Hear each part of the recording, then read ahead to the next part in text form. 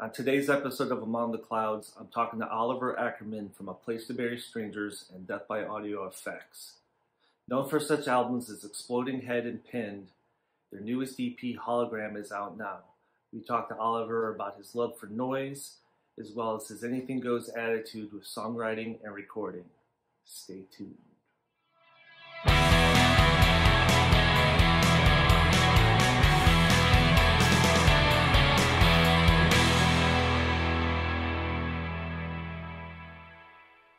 Hey, Oliver, thanks for doing the show. Yeah, of course, Neil. Thanks for having me. All right, that's it. Let's cut it.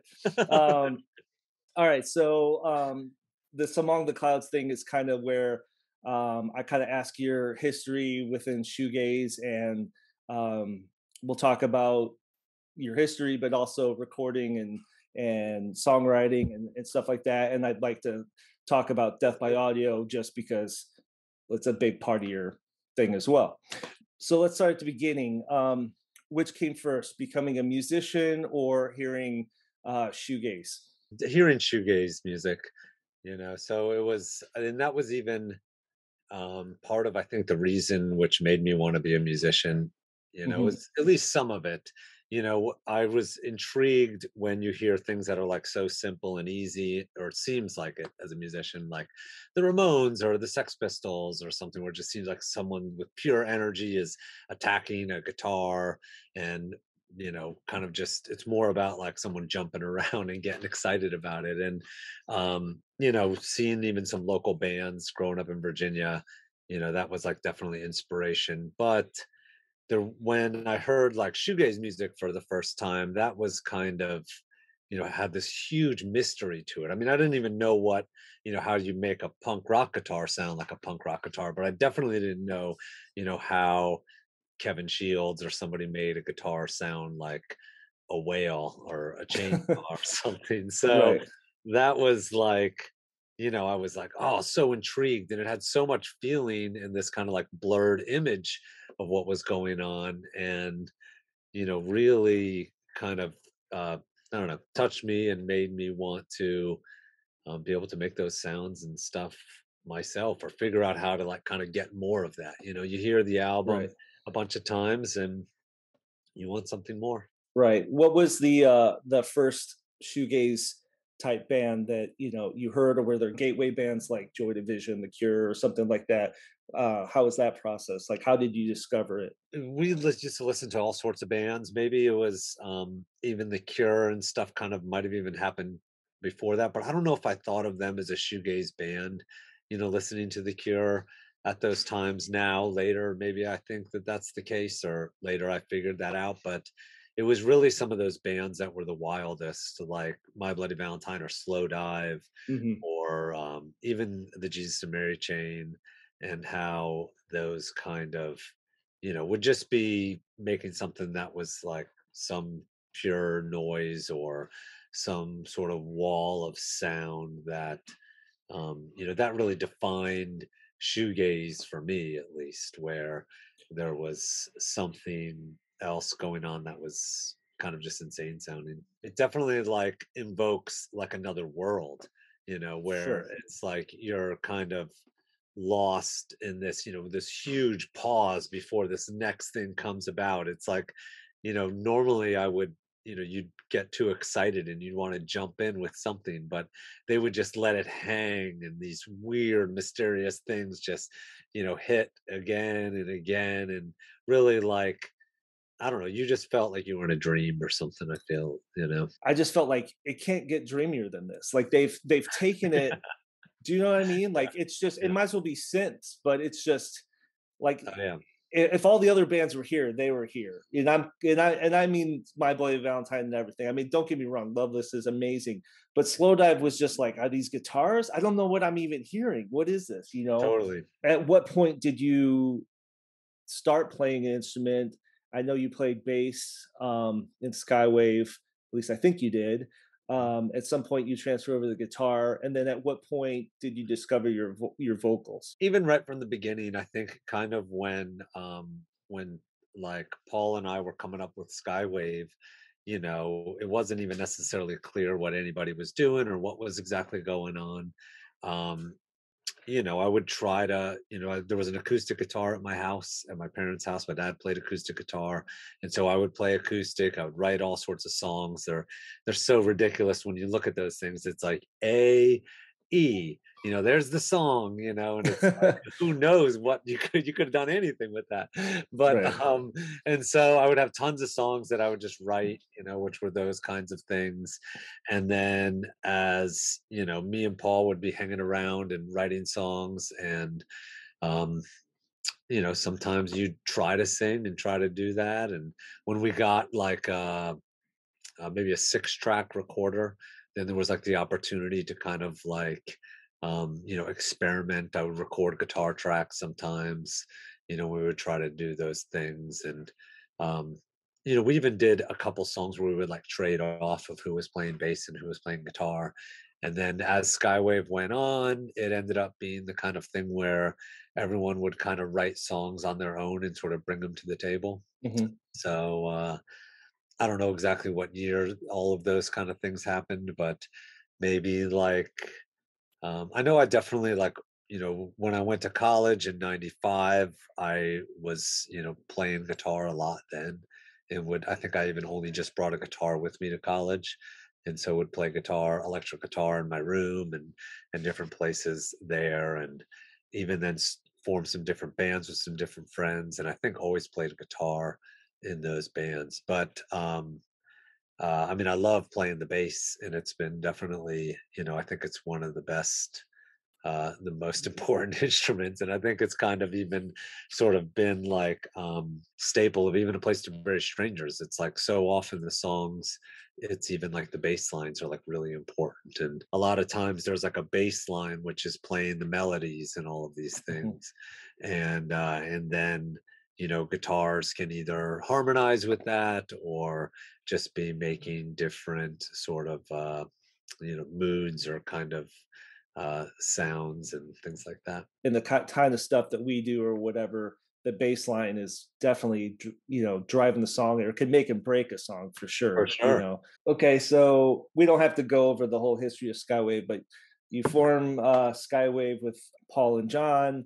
You guys put out, is it 2 albums? It's hard to say. It's like we I know did. it's I think at one time I thought we had released like 5 albums or something, but right. there was the first album, which was this album that was called "Took the Sun," and it was mostly just cassette. And so that even comprised of this first demo that we had made that I only dubbed a whole bunch of tapes for our first show. And then, so we did Took the Sun, and then we had Echo Drone was the next one. And then Synstatic, but there was like a live album that we did called Ice Storm in between. And then there was this album that was released on some like French label. I don't even know. I can't even remember what the name of it was exactly. It was it was it was something or other. And we did this album called Interference as well, which was a cassette only released in Italy. I mean, all of those are, except for like the live album, which doesn't really count, were kind of actually albums. All right, so at what point, I think it's like 2002, 2003, I read different things. You moved to, I believe, Brooklyn, could be wrong, New York. You join A Place to Bury Strangers with 2 other members that aren't in the band anymore. You sort of take over songwriting and it becomes your thing from that point. Death by Audio sort of started in 2002, and I've seen it twice where it kind of started because you had to go backpacking for a month and you needed to make 30 pedals on consignment or something to get money in order to do this. Kinda. So how's that whole transition go from Skywave to now you're on your own doing this thing? When I moved to New York, there was like a couple of guys who asked me to join this band of theirs who wanted to sound like Slow Dive, and they were looking for a drummer. And I was like, I'll play drums, even though I can't barely play the drums. And then, but I was like, it's Slow Dive. I love Slow Dive.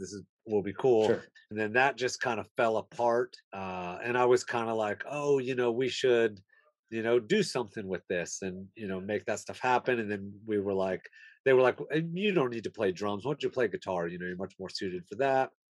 So I was playing guitar, and then invited my buddy Justin Avery up from Virginia to come play drums, and because he was a badass drummer in this band Cobra Spa from Virginia Beach. So then that kind of, that sometimes the history sort of says that like I joined someone else's A Place to Bury Strangers, or something, but that it wasn't anything. You know what I mean? It was like there were some guys who said, "Hey, you want to join a band?" But there was nobody was like at the forefront making songs and making anything happen. And Okay. then with Death by Audio, that was, I really wanted to go backpacking in Europe, and I had been kind of building a bunch of effects pedals and trying to make things happen. And I had this idea for something that was easy enough to make, and easy enough to manufacture by myself. I had some cool ideas for it, and it was an effect that nobody had really kind of turned into a pedal before. And so and then I sold like 30 of them, and so yeah, and sold those somehow, and there you go. And look at you now. Yeah. Yeah. And then we started this record label, Dead Strange, during the pandemic as well. And we were thinking, after the contract was up with Dead Oceans, the label that we're on with Place to Bury Strangers, we just wanted the freedom to be able to do whatever we wanted to do and release anything we wanted. So we started our own record label, and now it's like vinyl production is taking like 8 months and stuff. And so Yeah. bands we've been talking to, it's like, well, your album can come out in April of 2022.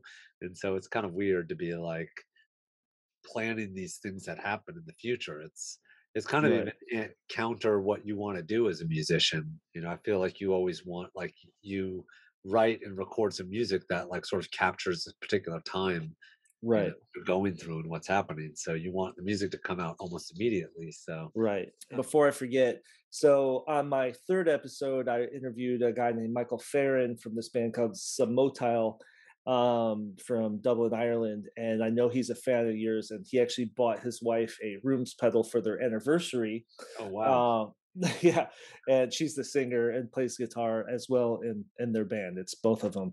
And I asked him if there's anything that he wanted me to ask you. So I'm going to do that real Oh fast. And I've cool. never done this before. So Okay. one is any advice for aspiring pedal builders? Yeah, so that's one question.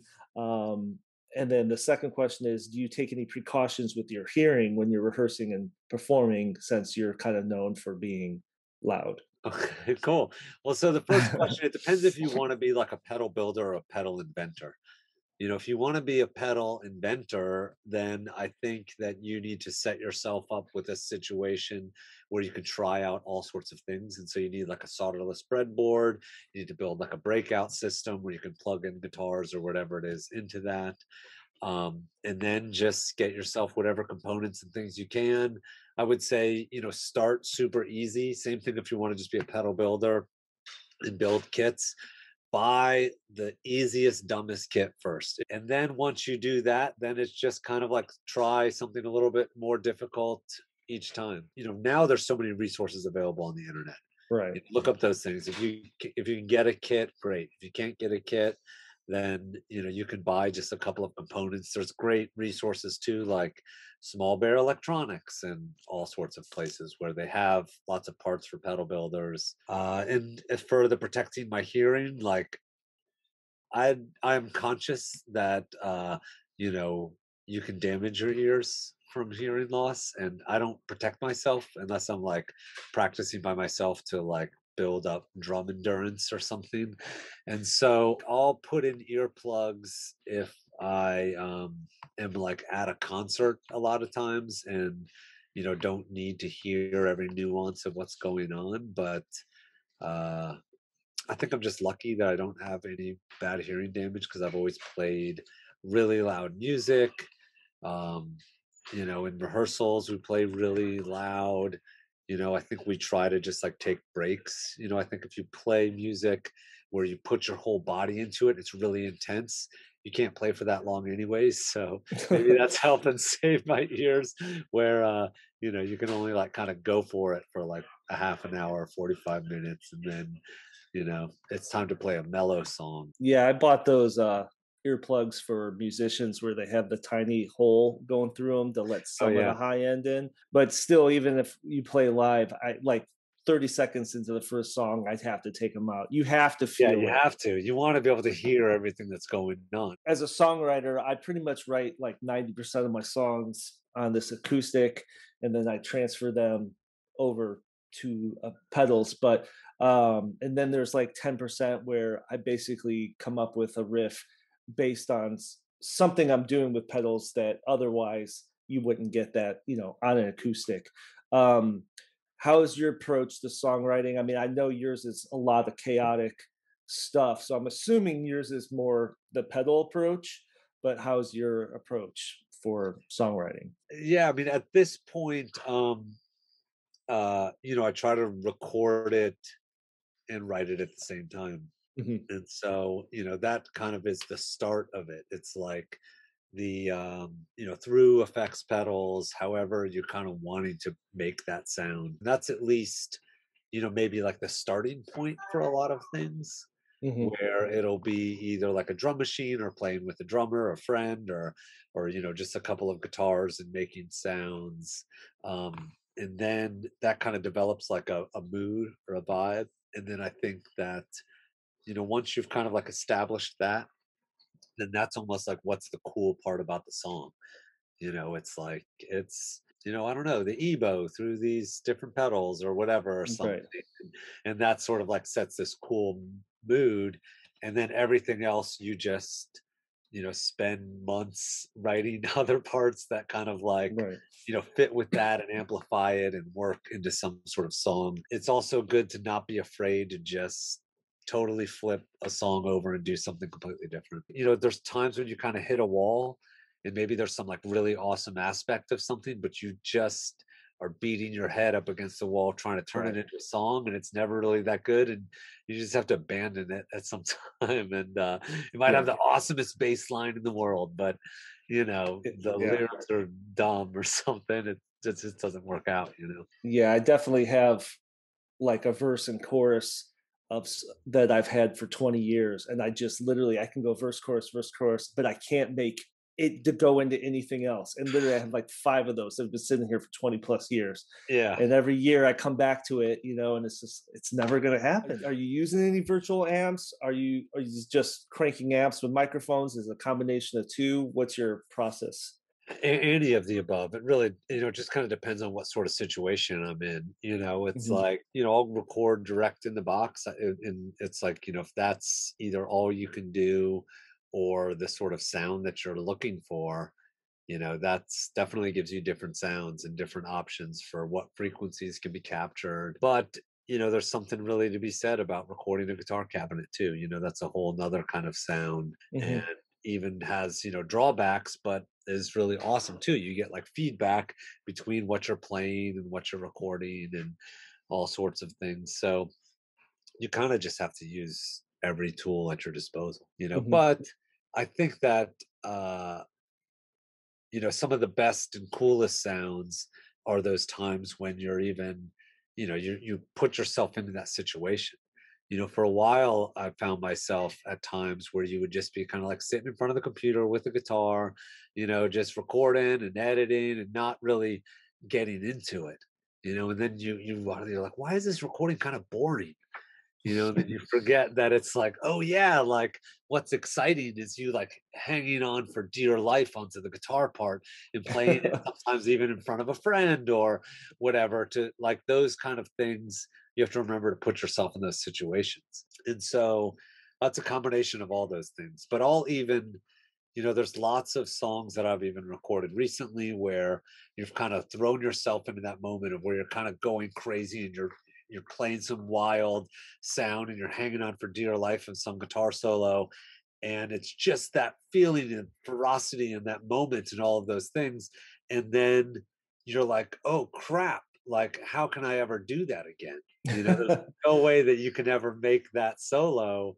And so that's what comes into that point of where, maybe it's not even about like, oh, those notes or that kind of thing. It's not about it being transcribed, but it's about that like aggression or feeling that you have to play those things. So you just need to throw yourself into that situation. But you just have to figure out ways to make those sounds and make it be about that feeling of what that song is, and what is captures that emotion to create that reverb. You have to just, I think, capture those feelings with whatever it is that you have. Yeah, I mean, sometimes having limitations is actually pretty fun, so only Totally. having what you had, you have to find ways to get the end result with it. And yeah, I'm definitely a guy who, if I get a plugin or something or a pedal or especially some sort of digital unit of any kind and it's got menu after menu, it's just like my brain freezes up. It's like I Oh, don't yeah. know. Give me five choices. That's it. I don't need 5,000.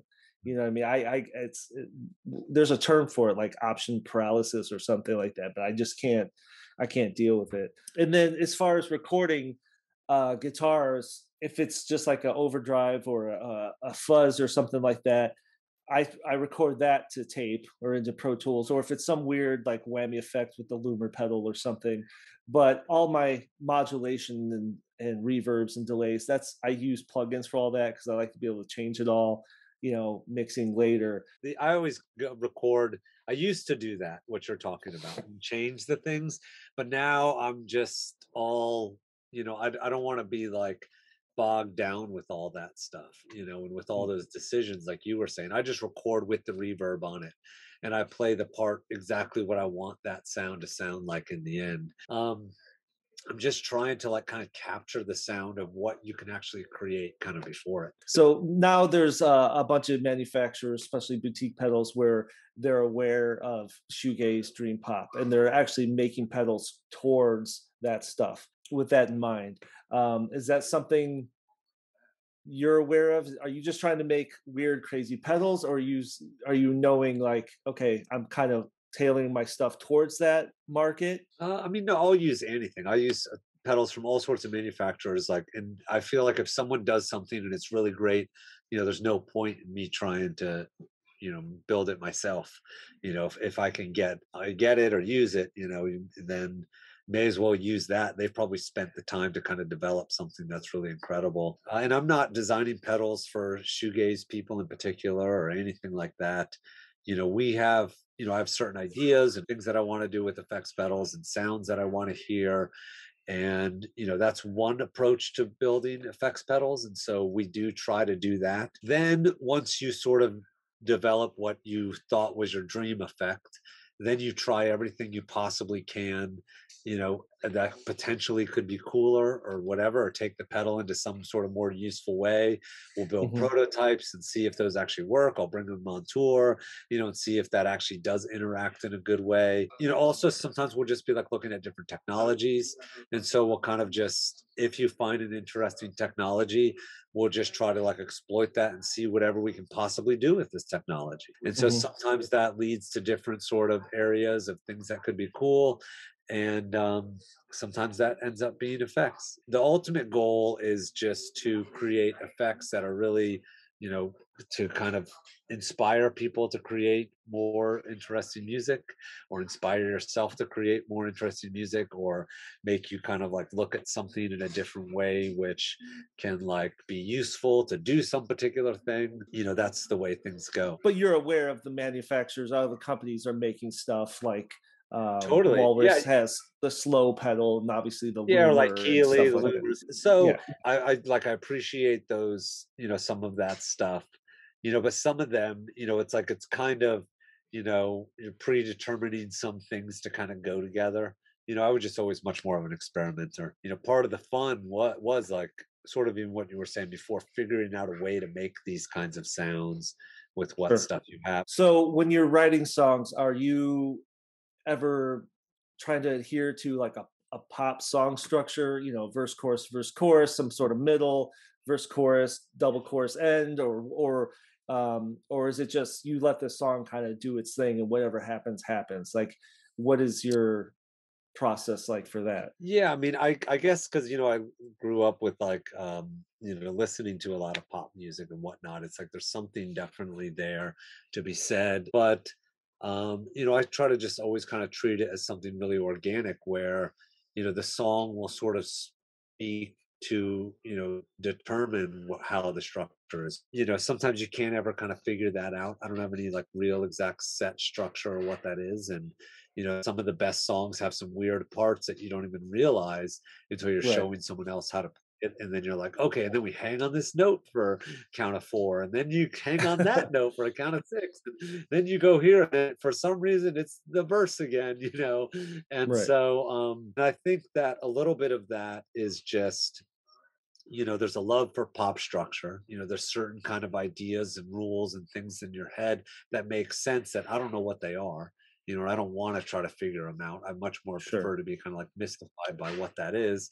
And then, you also want to kind of do something that you've never done before and sort of hear something that you've never done before. But you're still always trying to have choruses and like, this is the song. Definitely love that traditional kind of, songs, I guess. I like songs. All right. So if you had to pick one song as your favorite shoegaze dream pop song, to show somebody like this is what I think shoegaze or dream pop is, you should really listen to this song. And then what's the favorite song you've done and why?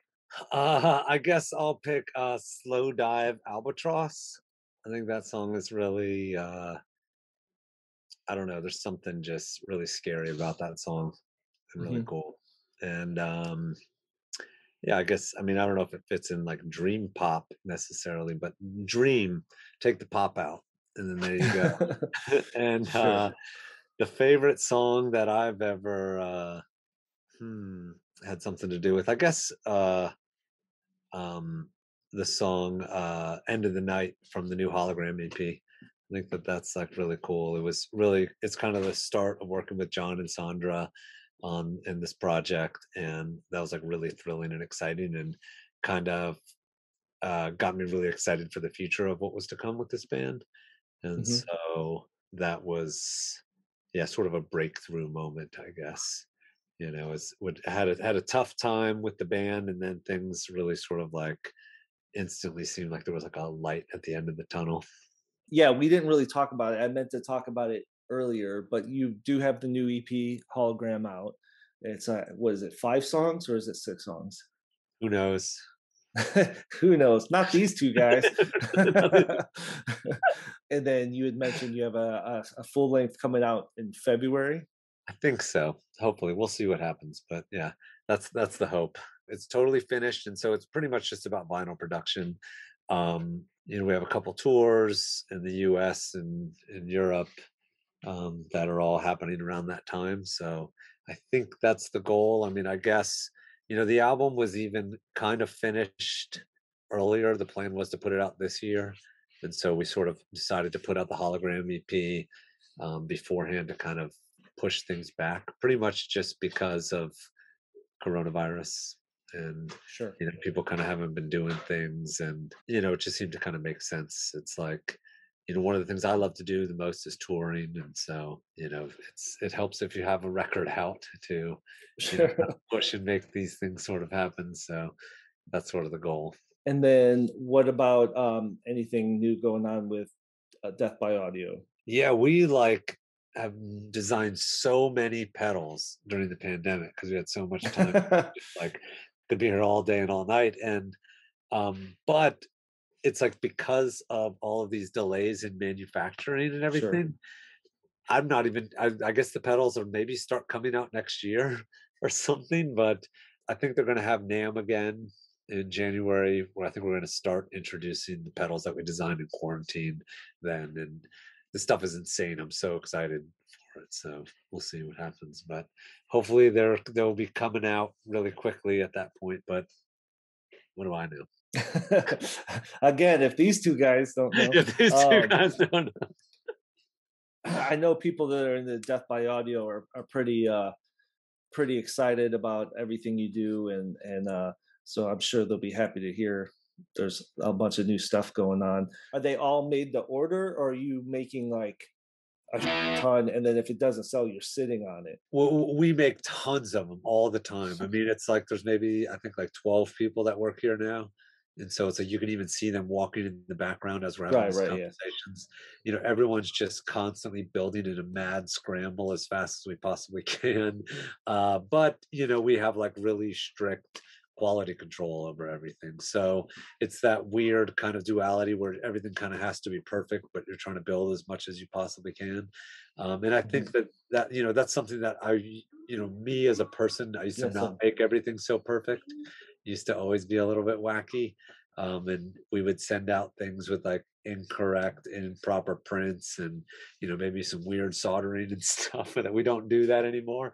But sure. we build tons of, we build as big a batches as we possibly can for what makes sense. And we even sometimes get orders for like 100 of a pedal and whatnot. So you just we're always behind, so we're always just kind of like trying to build. So in that sense, I guess we're kind of making them to order. But Okay. you But know, then it's also a good problem to have. You know what I mean? it's a I great mean, problem. obviously, yeah, nobody wants to be behind, but at the same time, the reasons for why you're behind is a good reason. You know what I mean? Yeah, for sure. Well, thanks, Oliver. Thanks for taking the time for talking to me and listening to both of us ramble for no reason. And Of then course. I appreciate it. I learned some things today about the label and that you have the new album coming out. And I appreciate you doing the show. Awesome. Thanks for having me on, Neil. Super cool. Okay, bye. I'd like to thank Oliver for taking the time to talk to me. This was a really fun interview for me. Don't forget to like and subscribe, and thanks for watching.